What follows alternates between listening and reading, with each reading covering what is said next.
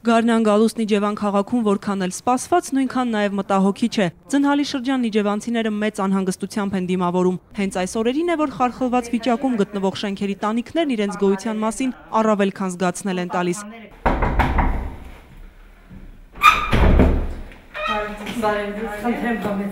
Տիկին Աննան մեկն է այն հարյուրավոր իջևանցիներից, ում բնակարանն այս օրերին խոնավ ու գարշահոտ նկուղ է հիշեցնում։ Քարուքանդ եղած տանիք, ջրից քայքայված առաստաղ, հատակին ամենուր շարված տարաներ։ Արդեն 30 գարուն տիկին Աննայի ընտանիքն ահա այսպիսի պայմաններում է դիմավորում։ Առաստաղից ամբողջովին թափված է, թափվել է, հնարավոր չի այս վիճակում, տանիքը չի վերանորոգվում, եթե տանիքը վերանորոգվի, մեր տան վիճակը այս չի լինի։ Խնդիրն այդքան օրհասական չէր լինի, եթե ամեն ինչ միայն տիկին Աննայի բնակարանով սահմանափակվեր, բայց արի ուտես, որ միևնույն հոգսով Իջևանում այսօր շատերն են տառապում։ Քաղաքի 104 բազմաբնակարան շենքերի մեծ մասի տանիքները ծայրաստիճան վթարային վիճակում են։ Խնդրի մասին իջևանցիներն ահազանգում են տարիներ շարունակ, փոխարենը սին ու դատարկ խոստումներ եւ ոչինչ ավելին։ Իջևանի նորընտիր քաղաքապետ ԲՀԿ-ական Վարդան Ղալումյանը դեռ 3 ամիս առաջ էր նախընտրական իր հանդիպումներում խոսում խնդրի մասին, խոստանալով, որ ընտրվելու պարագայում կոնկրետ քայլեր է ձեռնարկելու։ Վարդան Ղալումյանն ընտրվեց, արդարացան նաև նրան վստահողների սպասելիքները։ Գագիկ Ծառուկյան բարեգործական հիմնադրամի աջակցությամբ արդեն մեկնարկել են վթարված տանիքների հիմնանորոգման աշխատանքները։ Քաղաքապետարանի բյուջեն այսօր չի հերիքի, որ մենք կարողանանք քաղաքապետարանի բյուջեով այդ գործերը կատարենք։ Դիմաց եմ եղել 1 ամիս առաջ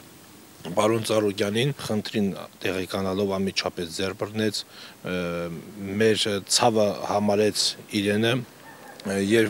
շատ խիստ համոզված եմ, որ ցանկացած հարցում ինքը միշտ մեր կողքին է, մեր խոսքն է գործի։ Համայնքի կողմից խնդիրը բարձրաձայնվեց Գագիկ Ծառուկյանի մոտ,